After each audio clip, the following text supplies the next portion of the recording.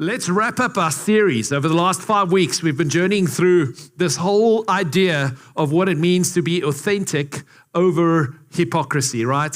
What does it mean when authenticity reigns over the hypocrisy we might experience in life? And we've been chatting through the different things. We've been speaking through humility, integrity, identity. We've spoken through liberty. Last week, we had Renee Wagner here. He visited us and he spoke about the whole idea of masks. And then this week, I'm wrapping up the series with the last verse of this chapter that we've been reading through the last 5-6 weeks. And it's 2 Corinthians chapter 3. Now, do any of you know where the chapters and the verses come from in the Bible? So interesting thing is neither Hebrew nor Greek has syntax as we do in English, right? So there's commas and exclamation marks and, all of that is missing from the original text.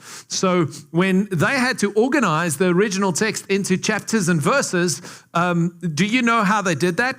Most people don't, and there's a lot of different versions of what happened and a lot of opinions, and some people argued that it was actually original page number from some of the original text and translations, and the reality is that it just makes no sense because the chapters and verses are very oddly put together, especially in the New Testament, especially in these letters that Paul was writing to the church in Corinth. He wasn't writing verse so-and-so in chapter so-and-so. He was just writing a letter, right? So where they brought in these breaks was somewhat random to the extent that some people said they think it was a monk sitting on the back of a little ox-drawn cart translating, and every time he went over a rock, he went for the next verse, So some people say it's that random. I definitely feel that way sometimes, that we read through a chapter and we go, man, this chapter should have been connected to that chapter and this doesn't make any sense. Now, I want to tell you, in this particular case, 2 Corinthians chapter 3 got it exactly right, because the whole point that the whole chapter builds up to, the last verse, is where it all comes together. And in the next 15 minutes or so, I'm going to try and show you how it all comes together, okay? So that's what we're going to do, is we're going to speak about reflection. You become what you behold. And we're actually going to quickly just review the chapter. So if you've missed the series or you missed parts of the series, let me quickly bring you up to speed, okay? Let me jog your memory just a tad. The first couple of verses in this chapter, verse 1 to 4, you'll see that it speaks about this whole idea of letters of confirmation. And then it continues on in verse 5 to 7, and it speaks about this whole idea of humility and identity. And we spoke about this, right? How our sufficiency is from God, not from people. And then he starts creating this contrast. So from verse 8 to 12 onwards, he's creating this contrast between the ministry of condemnation and the ministry of righteousness. So Paul is writing about there's this old way of the law, this old way of condemnation, and there's this new way of liberty, right? There was a way to get to God. There was a way to please God that involved law following and doing the right thing. But now Christ has done the right thing so that we could just enter into God. And that's kind of how it goes. And then we get to verse 12, and this is what it says. It says, therefore, since we have such hope, we use great boldness of speech, unlike Moses, who put a veil over his face so that the children of Israel could not look steadily at the end of what was passing away. And then he speaks about, where Moses is read, the veil remains. And he says, but turn to the Lord, and then the veil is taken away. Where the Spirit of the Lord is, there is liberty. And then comes verse 18 that we're going to focus on today. It says, but we all, with unveiled face, beholding as in a mirror the glory of the Lord, are being transformed into the same image from glory to glory, just as by the Spirit of the Lord. Okay, I'm going to read that again. But we all, with unveiled face, beholding as in a mirror the glory of the Lord, are being transformed into the same image from glory to glory, just as by the Spirit of the Lord. There's 4 key things that come out in the scripture. And there's a lot more. I honestly feel the more I've been preparing for today, the more I felt like we could do an entire series on the verse. There's so much in here, but there's 4 things I want us to focus on today, okay? The 4 things is an unveiled face, And then that's the first one. The second one is beholding. The third one is like a mirror. And the fourth one is transformed into the same image. So we're quickly going to stop at each one of these four concepts. And we're just going to dig into this verse a little bit, okay? What does it mean? And what does it look like in your life if this happens, right? Because I don't know about you, but I want the end of this verse. From glory to glory into the same image by the Spirit of the Lord, right? I want to go from glory to glory, from strength to strength, from good to better. I want my life to go into all the glorious things that He has in mind, but there's four things that kind of gets us there, right? So there's four key things that He's been building up to this entire chapter to land in our lives today, and here they are. Number one, with an unveiled face. This idea of an unveiled face, Paul's actually referring back to a story in Exodus chapter 34, verse 29, right? This is where he gets it from. And it says this, it says, now it was so when Moses came down from Mount Sinai and with the two tablets of the testimony were in Moses' hands, and he came down from the mountain, that Moses did not know that the skin of his face shone while he talked with him. Okay, so while he talked with God, his face was shining. So when Moses came down the mountain, his physical face was literally shining. Okay, now I often get in trouble late at night or early in the morning or in the middle of the night when I wake up when my face is shining. Okay, but it isn't shining because of the glory of the Lord. It's shining because my cell phone is on and it's shining a light into my better half's eyes that's trying to sleep, right? So my face is also shining, but it's not with the glory of the Lord. It's shining with the glory of the mobile phone, okay? And so we know something about this, but can you imagine how weird this must have been? I mean, imagine being married to Moses. Moses, would you please put a pillow over your head? I'm trying to sleep here next to you. I mean, what is that? How does that work, right? I mean, his face was shining with the glory of the Lord. That is pretty out there, okay? That's next level right there. He was physically shining because of the glory of God, because he had a face-to-face conversation with God. The glory of God is shining from his face. Now, we read this and we go, okay, that's what Paul is referring to, but I think the context of this is important for us. Why was it that if God called all of Israel to be his people, that he spoke only to Moses? Have you ever wondered about that? I've often wondered that if God called all of Israel together and he said, you will be my people and I will be your God, why does God only speak to Moses? And actually, there's a very, very sad portion of scripture that happens just a couple of chapters before Moses comes down from the mountain with his face shining, which points to the fact that God's intention was not just for Moses' face to shine, but for all of Israel to shine with the glory of God. And because of time, I can't go into too much depth, but this is profound right here. God's idea was never to speak to Israel. God's plan was to speak to the people, was never to speak just to Moses. God's plan was to speak to all of the people of Israel. And what happens is he speaks to Moses and he says, Moses, we're out of the Egypt now, right? The song we sang, they came through the Red Sea and they were out of Egypt. And God said, let the people come to me. I want to speak to the people of Israel. Prepare yourselves, make yourselves holy, get yourselves ready. I want to speak to all of you all. Apparently, I'm not there yet, okay? I want to speak to all you all, right? So come on in. I want to speak to you. I want to reveal myself to you. Let them come closer. That's what Moses goes. He speaks to the people. God descends on Mount Sinai, okay? So God descends. You should go read it, okay? There's fire. There's smoke. There's lightning. The other night, Josh and myself was returning from DBU on Monday night, and we were watching the storm radar as the storms were happening, and we were driving down and we could literally see how it was clearing a path for us. And we were just hanging back, driving a little slower at times so that the storm can clear. But for 3 hours on the way back from Dallas, we had this incredible view in front of us of lightning and shining down in the clouds. And for 3 hours straight, it was just moving to the left as we came. We barely had any rain or any storm, but we could see it pass by. And it was quite a sight. Can you imagine the presence of God coming down on this mountain, and it's lightning and it's fire and it's smoke and this whole thing is happening? Israel has a fright, and this is what they tell Moses.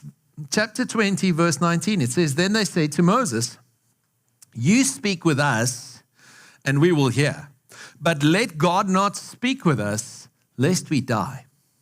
And Moses said to the people, do not fear, for God has come to test you. God has come because his desire is to speak to you, and that his fear may be upon you, so that you may not sin. So the people stood afar off, but Moses drew near.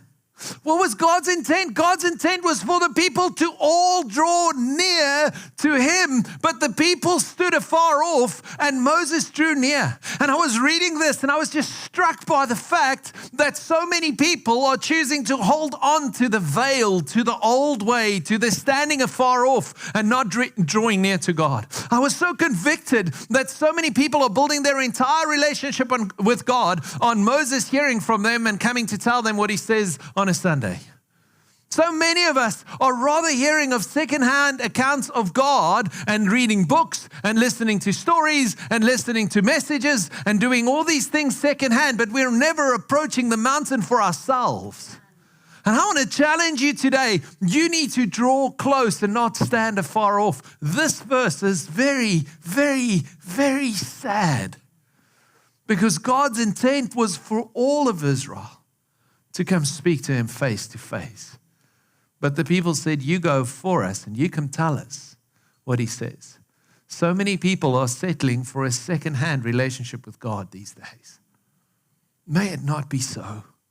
May we not settle for someone else's encounter. May we not settle for someone else's engagement. May we not settle for stories about God. May we engage him for ourselves. May we draw near for ourselves. May we embrace him for ourselves. If you go back to 2 Corinthians 3, you can see Paul setting this up, right? Because earlier he speaks in verse 3, he speaks about not on tablets of stone, but on tablets of the flesh. Do you see how this now links to what we just read? Okay, Moses was walking down the mountains with tablets of stone when his face was shining. It wasn't about the second-hand tablets of stone. God wanted to speak to all of Israel in person. He wanted to connect with them, but they settled for tablets of stone rather than being engaged with God themselves. Verse 7 speaks of the ministry of death was written and engraved on stones. If that was glorious, how much more what God is doing now? How much more glorious is it? Right, so this is this idea that we get to have an unveiled face. Are you living with a veil? Are you living with an intermediary between you and God? Or are you engaging God directly for yourself? Are you settling for tablets of stone?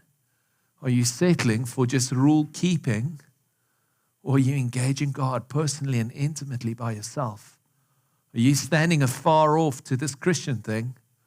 Are you engaging and running towards God and saying, God, I want to know you face to face? Are you wearing, to reference Renee's message last week, are you wearing masks before God? Or are you ripping off the veil and saying, God, here I am, all of me, and throwing yourself at the mercy of God and saying, God, I want to engage with you face to face? An unveiled face is how it starts. Second thing is beholding. Second word I want to highlight, it says, but we're all with unveiled face, beholding as in a mirror. We're all beholding something. We're all staring at something. We're all looking at something. And my question is, are you looking at God? What we behold, that is what we'll become. There is power for us to behold God. There is power for us to turn our lives towards God. Where you look is where you go, right? Have you ever noticed that? Right? If you've ever cycled, you know what I'm talking about, okay? You can't look one place and go another. You go where you look. Even if you're trying to go somewhere you don't look, you'll end up where you looked. That's the way it works, right? He says with pain, okay? It's just the way it works. It's life. But in life, that's also true. And I guess my question to you is simply this: what are you beholding? What are you beholding? What are you staring at? What are you meditating on? What are you giving your heart and your mind to? What thoughts are you allowing to murmur through your head? What is getting your attention? What is getting your time? What are you digging into? What are you binging on? Because what you behold will determine the direction of your life. Decisions, not intentions, determine destination. Did you get that? Decisions, not intentions, determine destination. I believe it's also true that beholding, not intentions, determine destinations. We all have good intentions, but then we behold a bunch of rubbish, and the bunch of rubbish has a rubbish effect in our lives, and we wonder why we're not living our intentions. Because we're not living our intentions, our feet aren't going where we want to go. They're going where we've pointed our eyes. Oh, I see this is going down wonderfully. We'll move right along. That'll preach. There we go. We've got to behold him. We've got to behold him. A friend of mine does marriage investment, and he does these retreats where he takes married couples away for weekends. And he has an exercise he does. Everybody arrives, they have dinner together, all the married couples are there, and and then he brings them into the room, and they're expecting a preach from him.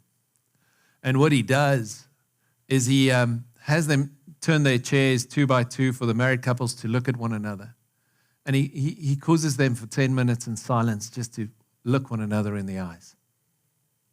And that's how he starts. He says, and for some couples, that's all it takes. They just need to see one another again. But there's something about just seeing it, right? There's something about just seeing God. There's something about just beholding him. I remember when I was teaching Bible college many years ago, and I saw some of you guys online that was in some of those classes many years ago, but I remember teaching Bible college many years ago and teaching the subject of theology. And I lost the night's sleep before I had to teach my first class on theology, because I knew so many people that loved God and went to seminary because they wanted to become pastors and they wanted to work for God, and they went to seminary, and theology took their faith out of them. The study of God took their faith out of them, like theos, logos, right? That's the 2 Latin words that makes up theology. It's like any other. It's like biology, bios, logos, right? It's the study of something. And the scientific theory says if you want to study something, you remove yourself from it and you objectively study it. And I remember I lost the night's sleep before my first theology class praying, saying, God, I don't want to take anybody's faith from them in teaching them theology. And God said, don't. And I said, what do you mean? Don't teach it. He said, no, just don't do it objectively. And it changed my life, because I went, oh, yes, we can't objectively study God. And I know scientific theory says make God an object and look at the object from every side and remove yourself far enough from him that you can see him for who he is, and then you'll understand him. You'll never understand God. We understand God by beholding him.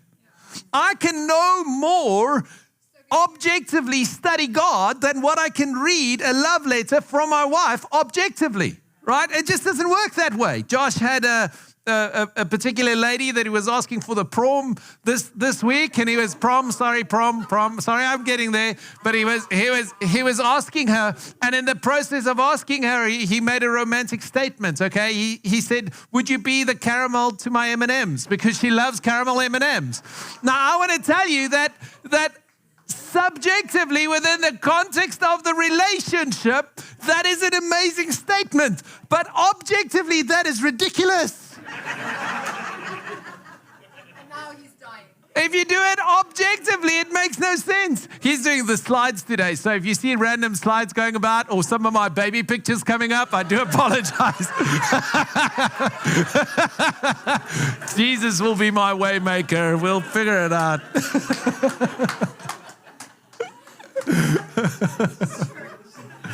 But here's the thing, is we can't write love letters to one another objectively. It's subjective. It's the fact that she knows me, the fact that she knows what to say in a way that makes sense to me, that makes me know that she loves me. God isn't an object to be studied. God is a person to be known. We've got to behold him. And I guess what I want to remind you of today is see him again. Stare intently at his eyes and know that he dearly loves you. Beholding him as in a mirror. We behold him as in a mirror. The third point is a mirror. And it's interesting, if you look at this, then contextually, right? We think mirror and we think of all the different mirrors we have, right? Rear view mirrors, which are being replaced with cameras, and then you've got the mirror in the bathroom, you've got the full-length mirror, you've got those special mirrors that make everything bigger, as if I want to see my face bigger. There's all these different mirrors that we use for different functions in our lives, right? We think of that. But the mirror as we know it is only about 200 years old. So before that, there was a lot of innovation needed in the line of mirrors, right? So mirrors were mainly just a piece of brass, a piece of copper, or a piece of silver that was polished to be somewhat bright. Okay, now you might have grown up with a silver spoon in your hand and beheld yourself in that spoon before, but it's pretty hard to make a mirror to make a piece of silver shiny enough that it becomes a mirror. So if you actually look at the mirrors that were around at the time of Christ, this is one of them. This is a picture of a first century mirror, and it was actually a piece of silver that was just polished a lot so that you could sort of see yourself, kind of, not really, in the light of that piece of silver, right? So that was what it was all about. And interestingly, at the very time when Paul is writing to the Corinthians, they're on the brink of a technological breakthrough where someone's going to figure out that you could take the silver and cover it with molten glass, and it would actually make it stay shiny behind the glass. So they're on the brink. It's literally within the next 100 years that there's this great innovation of what mirrors do and how they work. But up until this time, it was this murky, somewhat image. But what does a mirror do? If we say that beholding God as in a mirror, it's interesting because, beholding God as in a spyglass would make sense to a lot of our relationships with God, right? Beholding God at a distance, beholding God as through a window. If you received my text yesterday, if you didn't receive my text yesterday, I want to encourage you to go to the website and click on I'm New, because we would love to stay in touch with you. But it's that idea, right, that I texted you yesterday about how we're beholding God from, it's like looking into another world. But that's not what the Bible says. It says don't stare at God as if he's in another world. Don't stare at God from a distance. No, stare at God as if you're looking at a mirror and you're looking at God and you're experiencing him face to face. Do you guys know 1 Corinthians 13? Who wants to take a stab at what 1 Corinthians 13 is all about? It's the chapter about, you've heard it at a wedding, I'm sure. It's the chapter of love, right? Second last verse to this chapter of love says what? It says, for now we see in a mirror dimly, okay? It's 1 Corinthians 13 verse 12, okay? It says, now we see in a mirror dimly, but then face to face. Now I know in part, but then I shall know him just as I'm known. Do you see how he's referring to the fact that the mirror isn't quite clean? It isn't quite clear. What's this chapter about? This chapter was about love. We're beholding God as in a mirror. We can't clearly see the love of God entirely fully. We can't see how we are loved fully, but we are looking in this mirror, and the more we see in this mirror, the more we see who he is, the more we know how much he loves us, and the more we learn to love him the same way. That's the divine exchange that is taking place as we're going through this. There's a divine exchange where we're seeing clearer and clearer and clearer, and the idea of the mirror being cleaned, the idea of the silver being polished so that we can see it better and better and better, is this idea of us approaching God and seeing more of God and him showing more of himself and we seeing more of him. It's a process. It's a journey of engaging God. Now, what's interesting about this verse is it says, for now we see in a mirror dimly. There's a mistake there, and it's not a real mistake, but I understand why they made the mistake, but it is a mistake nonetheless, right? So the mistake is that in the Greek language, it doesn't say, for now we see in a mirror. It says, now we see through a mirror. The Greek word there is the word dia. That means to see through something.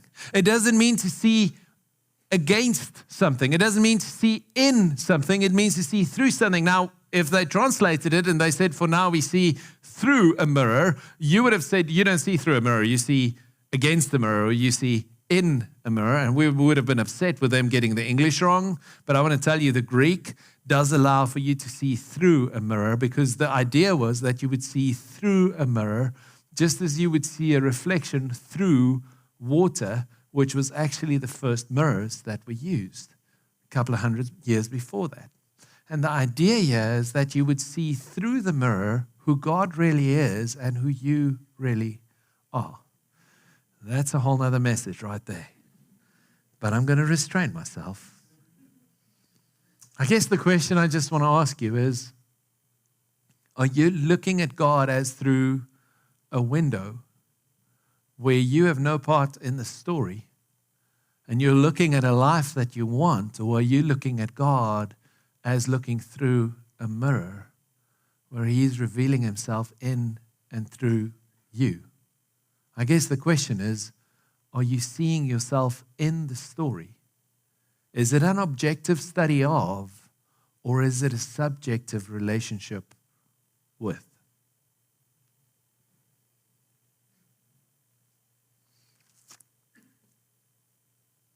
The last principle in this verse, it says, with an unveiled face, beholding, as in a mirror, we are being transformed into the same image. We are being transformed into the same image. We are being changed into the same image. We are being transformed into that same image that we've seen. Have you ever seen how people start to look like their pets after a while? Have you guys seen those? Have you seen the pictures of people that look like their dogs? I don't know about that. I mean, I went for a walk with Luna the other day, and I was preparing for this message, and I was thinking, I look nothing like Luna. But I did wear my white shirt today, okay? So I'm trying. I'm trying to look more like my dog. But you can see from these pictures that some people look a lot like their dogs, right? And increasingly so. Now, what's interesting is this whole principle of us becoming what we behold is at play here, right? So whether we pick dogs that look like us or whether we gradually start looking like the dogs we have, I don't know which of those two are true, but either the one way or the other way, there's a continual moving towards one another. Have you noticed how couples start looking the same? Have you seen those retired couples that wear the same shirts? Have you seen them? Okay, it's bound to happen at some point, right? So apparently, some of you are shaking your heads, I'll die. It happens, right? The more we look at someone, the more we engage with someone, the more we look alike, the more we sound alike, the more we speak alike. Some people are telling me that I can't speak English anymore in South Africa because I sound like an American, and the Americans are telling me that I sound like a South African. So I'm in no man's land here, right? Because the more time we spend together, the more we start to sound like, look like those we're with. What we behold, we become.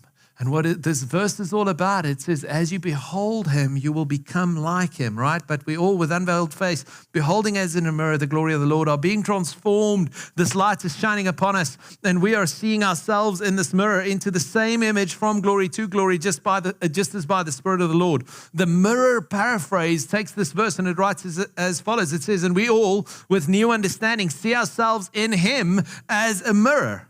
Thus, we are changed from an inferior mindset to a revealed opinion of our true origin.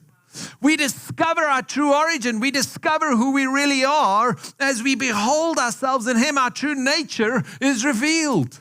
I remember when my kids were little and we would take them to go see some movies. And you guys are welcome. We would take them to go see some movies. And it was always interesting when we would take our kids to go see these movies, because they would always see the movie, and the way home was an interesting thing, because whatever movie we saw, the discussion on the way home was who is who in the movie, right? So I'm this guy, and I'm this guy, and I'm this guy. And then we get home, and what games are getting played? They're playing what they just saw, right? Because this guy is this guy. They didn't just watch the movie, they were in the movie.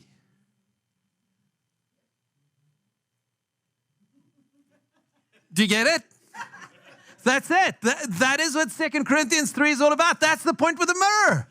Is we shouldn't read this. We shouldn't see this and say, oh, that's wonderful. It's so good that Jesus did that. It's so nice that Paul wrote that. We shouldn't just watch it. We should go, we're in this movie. This is our lives. This is the way we live. This is who we are. This gets to define us. This is the glory to glory that we go from here to there, and then we become the very reflection of that glory. This is what it's all about. This is why Jesus came. Was the point around Jesus' life. Romans 8:29. You know this verse in the New King James Version. It says, who he foreknew, he predestined to be conformed to the image of his son. Okay, wow, right? Okay, he knew about you before the foundations of the earth, and he found you in Jesus before he lost you in Adam, and he always had you in mind, and he predestined you to be conformed to the image, to look in that mirror and to say, this is it. This is who I am. That's my identity. That's my purpose. That's my ability. I can do all things through Christ. Why? Because Christ is in me and I am in him, and I'm as invincible as God is invincible because I belong to him, right? Listen to the Mirror Paraphrase. It says, he predestined and engineered us from the start to be jointly fashioned in the same mold and image of his son, according to the exact blueprint of his thought. We see the original and intended patterns of our lives preserved in his son. He is the firstborn from the same womb that reveals our genesis. He confirms that we are the invention of God. Jesus affirms that we are the invention of God. Remember the start of the letter? Right at the beginning of 2 Corinthians chapter 3, where we started a couple of weeks ago. What does Paul say? He says, I don't need letters of recommendation because you are my letters of recommendation. You are the letters. You are the shining faces. You are the ones that's been with God, that's being transformed from glory to glory. You are Jesus to the society you're in. You are Jesus to the people you engage with. You are the letters of confirmation. Not written on tablets of stone, but written on your hearts. Do you guys remember reading that in 2 Corinthians chapter 3? I hope it's all coming together for you as it is for me. This is it. We get to be that. We get to see that. And if I had time, I'll tell you all about 1 James chapter 22 to 25. Sorry, just James 1, that one. Where he says, be doers of the word. You know this verse, right? And then he says, for if anyone is a hearer of the word and not a doer, he's like a man observing his natural face in a mirror. Verse 24. He observes himself, goes away, and immediately forgets what kind of man he was. Next slide, Josh. He goes away and forgets what type of man he is. How often don't we see ourselves in this mirror of the word, in this mirror of Jesus, and then we get up from here on a Sunday and we forget who we are on the way out the door? May we not forget who we are. May we not forget who we are. A story is told of a young Jewish boy that lived through the Second World War, and he experienced the trauma of his parents being taken away to concentration camps. And as the war came to an end, his parents just didn't return, and he was on the streets in Berlin. And as he was on the streets scavenging for food, this little 5-6-year-old Jewish boy had heard all his life that as a Jew, they were waiting for the Messiah. And then he heard some people speak about this Jesus, and he didn't quite put it together, but he decided that if Jesus is the Messiah, that's who he needs to save him from homelessness and all of that. He was looking for Jesus physically. And one day, as it always was in the early mornings when it was cold in Germany, and he would go stand by the bakery, because there was this one bakery that would bake these incredible breads. And you know what it's like when there's a bakery on a street. It messes with the entire street. I mean, you can't just pass by there. And so the smell of the freshly baked bread would fill the street, and he would always be drawn to this window, and he would stand outside. There was a lot of poverty at the time, and he would stand outside the window looking at the freshly baked warm bread inside. And I mean, he couldn't even go in, but he would see person after person go in, buy some bread and leave. And one day as he was standing there just kind of drooling over the freshly baked bread, an American soldier came in to buy some bread, and as he was picking up his bread, he saw the face of this freezing kid standing outside, drooling over the bread. And And he decided to buy another loaf. And on the way out, he handed this young boy a loaf of bread and didn't think much of it, just kept walking. And he was just about to cross the street when he felt someone tug on the back of his uniform. And he turned around and up at him looked this young boy with adoration in his eyes. And he said, Sir, are you Jesus?